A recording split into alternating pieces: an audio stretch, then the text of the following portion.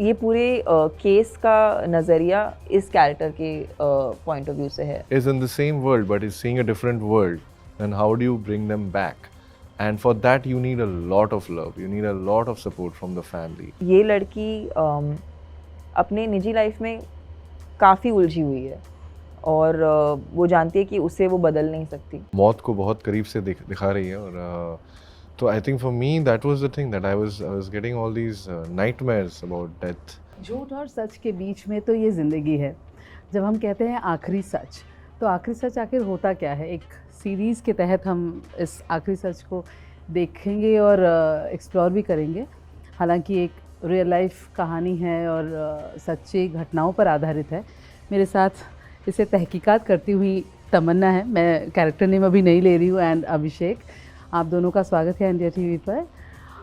तो जब तहकीकात की बात आती है, investigation like the most interesting stuff. अगर मैं बचपन की बात करूं तो कौन सी ऐसी बात है जिसे इन्वेस्टिगेट करना, या क्या आप इन चीज़ों को पसंद करती थी? आई थिंक हम अभी कुछ वक्त पहले डिस्कस कर रहे थे, कुछ फिल्में हैं जो हमें बहुत बहुत क्लियरली याद हैं, जो क्राइम थ्रिलर्स हुआ करती थी। जब हम छोटे थे तभी तो वही सिनेमा था जिससे जिससे हम क्राइम थ्रिलर्स क्या होता है समझ सकते थे, जैसे कि 100 डेज़, कौन हो, या फिर गुप्त हो, या 100 डेज़, या ये फिल्में हैं जिन्होंने प्रभावित किया था हमें जब हम बहुत छोटे थे। पर I think the good part about crime thrillers is ये कितना ही लॉन्ग फॉर्मेट के लिए एक सूटेड जॉनर है, और ये कितनी बार बनाया जाता है लेकिन लोग इसे फिर भी देखना चाहते हैं। शायद क्योंकि हम हमेशा कहीं ना कहीं किसी भी बात का सच जानना चाहते हैं। सच ढूंढते हैं। आई थिंक वो हमारे आइडेंटिटी के लिए बहुत ज़रूरी है कि हम उस तक पहुँचें। एंड आई फील लाइक इस किस्म का क्राइम जो कि जो इंसिडेंट हुआ था, जो डेफिनेटली काफ़ी चर्चे में था, पर आई थिंक हमारी जो स्टोरी है, it's fully a work of fiction, and my character Anya is playing the investigating officer. ये पूरे केस का नज़रिया इस कैरेक्टर के पॉइंट ऑफ व्यू से है। So for me it's been something that was very interesting to play, क्योंकि ये लड़की अपने निजी लाइफ में काफ़ी उलझी हुई है और वो जानती है कि उसे वो बदल नहीं सकती।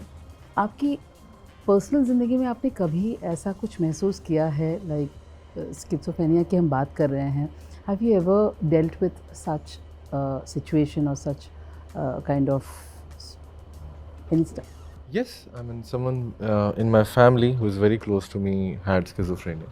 So I have known about this disease since school time. And I think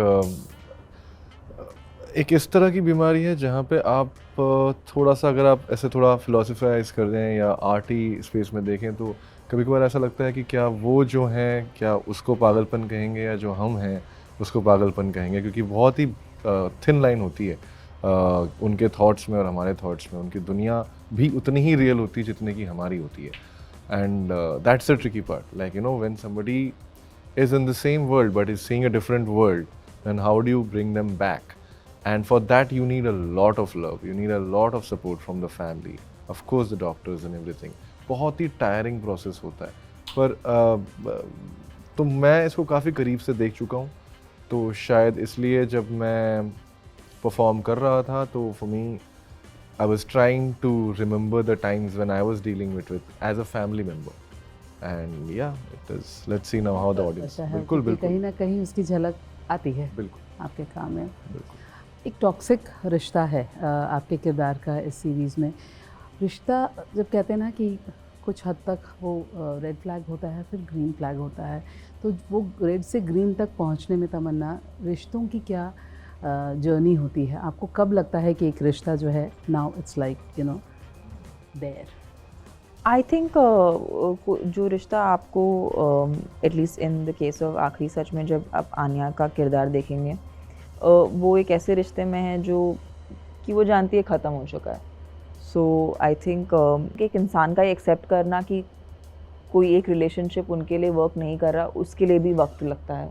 तो शायद वो एक रेड फ्लैग हो, पर जब तक ये इंसान उसे एक्सेप्ट नहीं कर लेता तब तक आई डोंट थिंक वो उनकी ज़िंदगी से, वो कितना ही टॉक्सिक हो, वो उनकी ज़िंदगी से बाहर नहीं निकल पाता।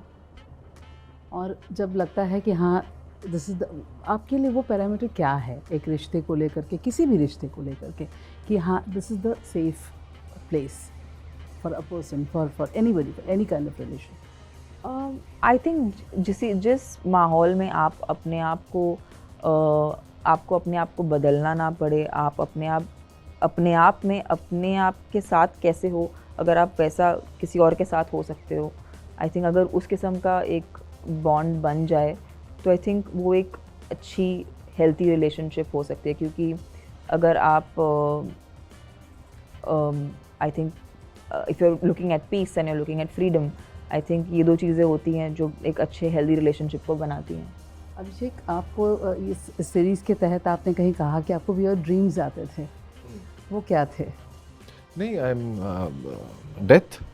I think that was the biggest, क्योंकि कहानी मौत को बहुत करीब से दिखा रही है। और तो I think for me that was the thing that I was getting all these nightmares about death, you know, in and around. I don't remember it specifically, but मुझे याद है जब मैं सुबह उठता था तो मैं हैवी फील करता था। और ये स्पेशली जब मैं आई थिंक क्लाइमैक्स शूट कर रहा था, that time it used to happen more.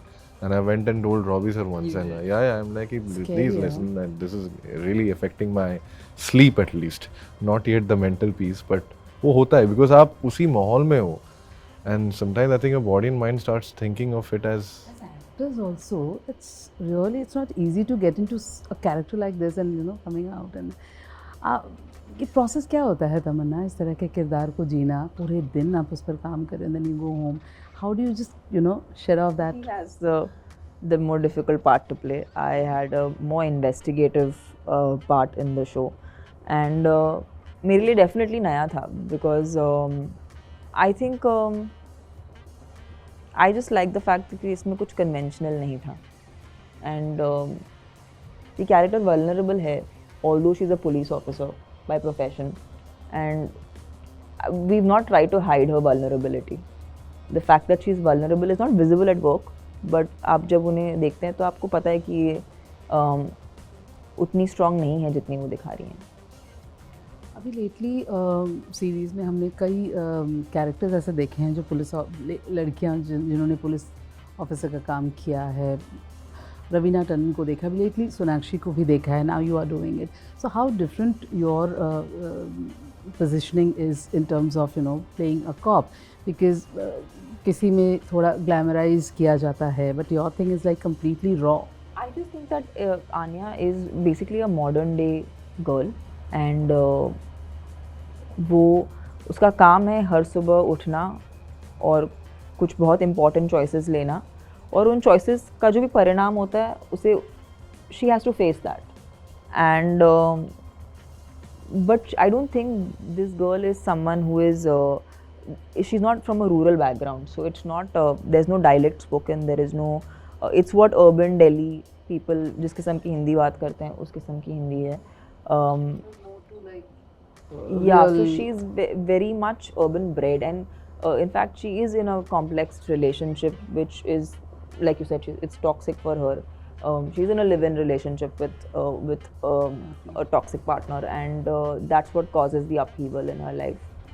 So yeah, I think there is no convention that is followed for Anya, which I liked.